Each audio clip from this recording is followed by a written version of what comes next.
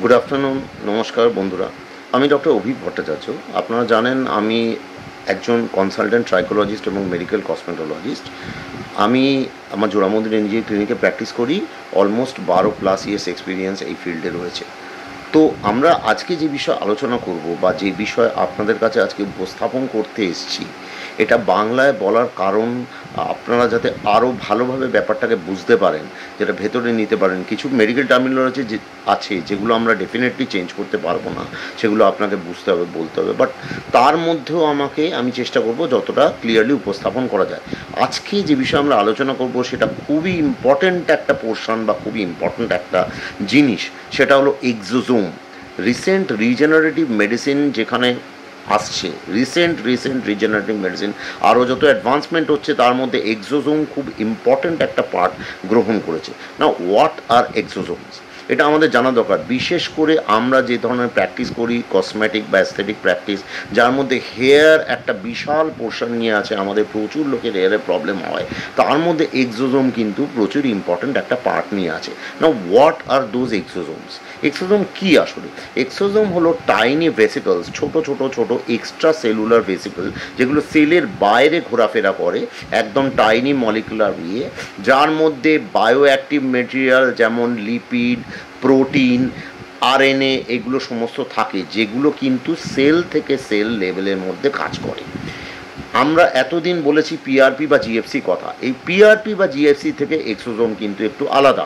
যেগুলো প্লেটলেট থেকে ডিরাইভড হতো, আমাদের রক্তের যে প্লেটলেট কণিকা, আমাদের অনুচক্রিকা, তার থেকে কিন্তু ডিরাইভড হতো, কিন্তু এক্সোজোম একটা সম্পূর্ণ আলাদা জিনিস, যেটা এক্সট্রা সেলুলার। কিন্তু প্লেটলেট ডিরাইভ গ্রোথ ফ্যাক্টর নয়, সেটা এক্সট্রা সেলুলার টাইনি ভেসিকলস, যার মধ্যে অনেক অনেক জিনিস কিন্তু রয়েছে। এগুলোর মধ্যে আরএনএ, বায়ো অ্যাক্টিভ মেটেরিয়াল সবই রয়েছে।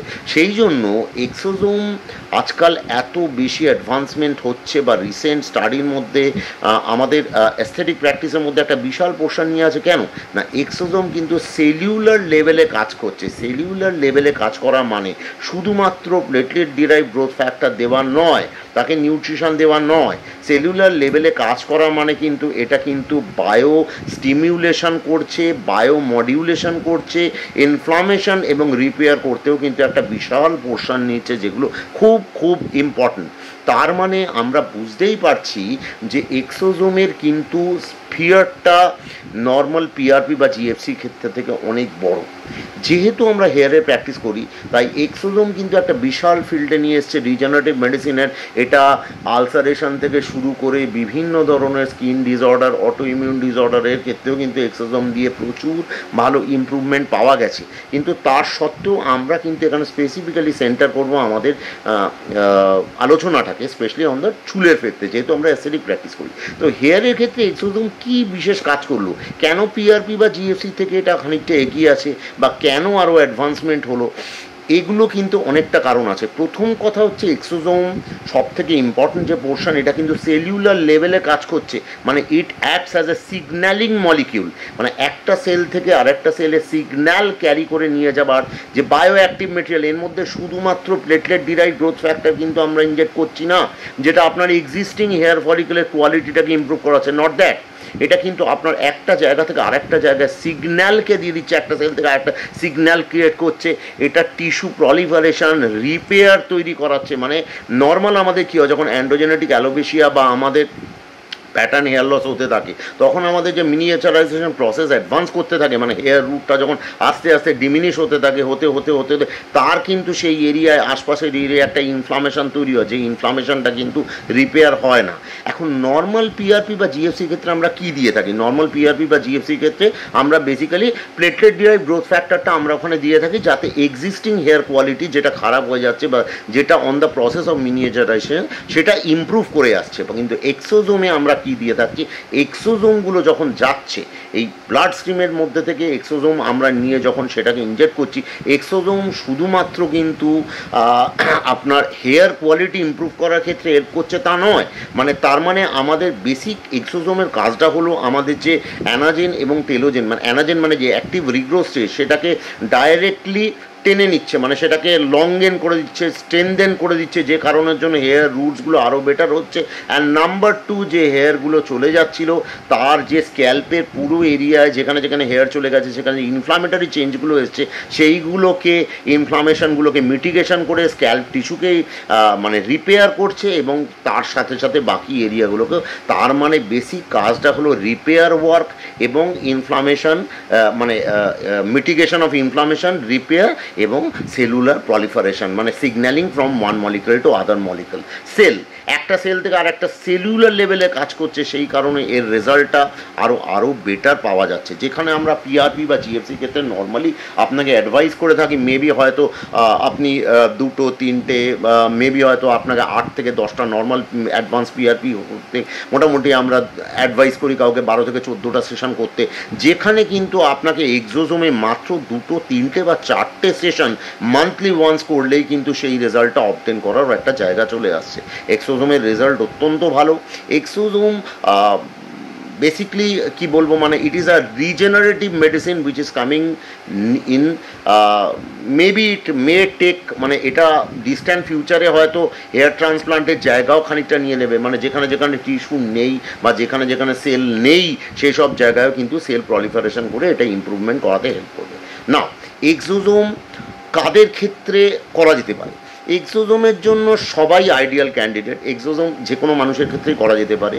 আমরা অন্য জায়গাগুলোকে বাদ দিয়ে, যেমন পেন বা রিপেয়ার বা আলসারেশন, এই সব ফিজিক্যাল এলিমেন্টগুলোকে বাদ দিয়ে শুধু অ্যাস্থেটিক প্র্যাকটিসের জায়গা থেকে বলতে পারি যে কোনো লোকের জন্যই এক্সোজোম করা যেতে পারে। যে কোনো আমরা হেয়ার লসের পেশেন্টের জন্য এক্সোজোম করতে পারি। স্পেসিফিক্যালি যার আরও বেটার রেসপন্স দরকার বা যে পিআরপি বা জিএফসির ক্ষেত্রে অনেক করার পরে ইভেন অ্যাপ্লিকেশন খুব ভালো মলিকুল করার পরে দেখা যাচ্ছে যে তার ইমপ্রুভমেন্ট স্ট্যাটাসটা অতটা ভালো হয়নি, সেক্ষেত্রে কিন্তু আমরা এক্সোজোম দিয়ে সেটাকে বেটারমেন্ট করতে চেষ্টা করতে পারি। কারণ তার যা রেজাল্ট হয়তো দেখা যাচ্ছে জিএসসির ক্ষেত্রে আমরা মেবি অ্যারাউন্ড 8টা 10টা সেশনের যা রেজাল্ট, এখানে হয়তো 2টো বা 3টে সেশনে সেই রেজাল্টটা অবটেন করতে পারবো। কারণ এটা সেলুলার লেভেলে কাজ করে, এটা বায়ো অ্যাক্টিভ মেটেরিয়াল ক্যারি করছে, এমআরএনএ এমআইআরএনএ বোধ ধরনের আরএনএই ক্যারি করে আসছে, সেই জন্য এটা সেলুলার সিগন্যালিং করছে তাকে রিপেয়ার করার জন্য। এটাই কিন্তু বেসিক জিনিস, শুধুমাত্র গ্রোথ ফ্যাক্টর সাপ্লাই করা তা নয়। সেই জন্য পিআরপি বা জিএফসির থেকে এটা আরও ডিফারেন্ট। ইন ডিস্ট্যান্ট ফিউচার হয়তো দেখা যাবে এটা হেয়ার ট্রান্সপ্লান্টের জায়গাও খানিকটা নিয়ে নিচ্ছে, সেই কারণের জন্য এক্সোজোম ইজ মাচ বেটার। আর কারা আইডিয়াল ক্যান্ডিডেট? ডেফিনেটলি সবাই হতে পারে। তার মধ্যে যার ক্ষেত্রে ব্লাড নেওয়াটা একটু ডিফিকাল্ট হয়তো, বা যার অনেকগুলো সেশন করার টাইম নেই, আমরা ভেন পাই না অনেক পেশেন্টের ক্ষেত্রে, দেখা যায় যে ইভেন ভালো কিটেও হয়তো 15-16 ml ব্লাড নিতে হয়, সেই সব পেশেন্টের ক্ষেত্রেও কিন্তু exosome we can try, because there is no need to take out blood from your body. আপনার বডি থেকে ব্লাড নেওয়ার কোনো প্রয়োজন নেই এক্সোজোমের ক্ষেত্রে, তাই জন্য এক্সোজোম আমরা করতেই পারি ট্রাই। এবার এক্সোজোম ক ধরনের হতে পারে? 2টো ধরনের বেসিক এক্সোজোম আছে।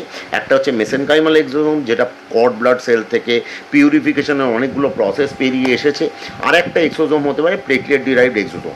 এখন রেজাল্ট প্লেটলেট ডিরাইভের থেকে মেসেনকাইমাল এক্সোজোমের বেশি। কস্টিংয়ের ব্যাপারের দিক থেকে ডেফিনেটলি পিআরপি বা জিএফসির থেকে এটা কস্টলি তো বটেই, কারণ এর রেজাল্টও পিআরপি জিএফসির থেকে অনেক বেটার। নাও লাস্ট যে পয়েন্টটা চলে আসছে সেটা হচ্ছে সেফটি। আমরা সেফটির ব্যাপারটা কতটা, ডাক্তারবাবু আপনি বলছেন যে প্লেটলেট ডিরাইভড এক্সোজোম বা মেসেনকাইমাল এক্সোজোম যাই হোক না কেন, জিনিসটা আমাদের কাছে সম্পূর্ণ নতুন। সুতরাং পিআরপি জিএফসি যেমন আমাদের বডির থেকে ব্লাড নিয়ে তৈরি হচ্ছে, সুতরাং এতে অ্যালার্জিক রিয়াকশান নেই।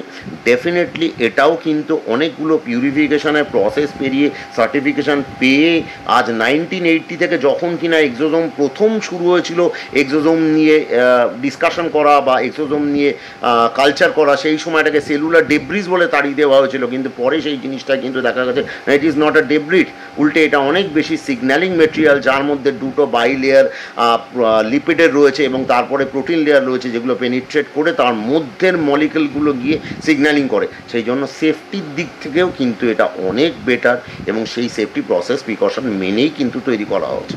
কাজে এক্সোজোম করতে চাইলে আপনি ডেফিনেটলি করতে পারেন।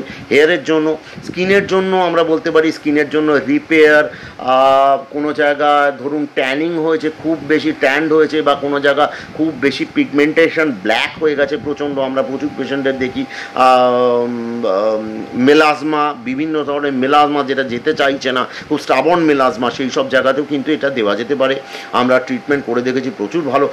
স্কার, যেগুলো খুব পুরনো স্কারের ক্ষেত্রে অ্যাকচুয়ালি ব্যাপারটা হচ্ছে মোটামুটি দেখা যায় যে হেয়ারের ক্ষেত্রে আমরা দেখি 10 বিলিয়নের ওপর মানে আপনার এক্সোজোম লাগে, যেটা কিন্তু স্কিনের ক্ষেত্রে মোটামুটি 5 বিলিয়নের ওপর এক্সোজোম যদি আমরা অ্যাডিকুয়েটলি দিতে পারি তাহলে কিন্তু রেশিওটা এসে যায়। কিন্তু স্কারের ক্ষেত্রে অফকোর্স এটা একটু বেশিই লাগবে, সেই জন্য হেয়ারের যেরকম কোয়ালিটির এক্সোজোম সেটা স্কার রিপেয়ারও কিন্তু এক্সোজোম করা যেতে পারে। কাজেই মেবি এটা আমি স্কারের রেজাল্টও প্রচুর দেখেছি, অনেকগুলো জায়গায় স্কারের রেজাল্ট খুব ভালো, বিশেষ করে স্কিন রিজুভিনেশন, আপনার স্কিন গ্লো, স্কিনটার কোনো জায়গায় পিগমেন্টেশন রিপেয়ার করার জন্য পিলের সাথে বা পিলের কম্বিনেশনে বা ফিলার্সের কম্বিনেশনে এগুলো কিন্তু করা যেতে পারে এবং উইথ গ্রেট রেজাল্ট। তো আমরা সকলেই safe, we can try exosome if we are fatigued, if we are really fed up by PRP or GFC or maybe ধরুন কোনো জায়গায় হয়তো ব্লাড নেওয়ার প্রবলেম হচ্ছে, এক্সোজোম কিন্তু সেই জায়গায় ডেফিনেটলি গুড রেজাল্ট দিতে পারে। থ্যাংক ইউ আমাকে এতটা সময় দেওয়ার জন্য। আপনারা ভালো থাকুন, সুস্থ থাকুন। যদি হেয়ার রিলেটেড কোনো ইস্যু থাকে ডেফিনেটলি আমাকে জানাতে পারেন।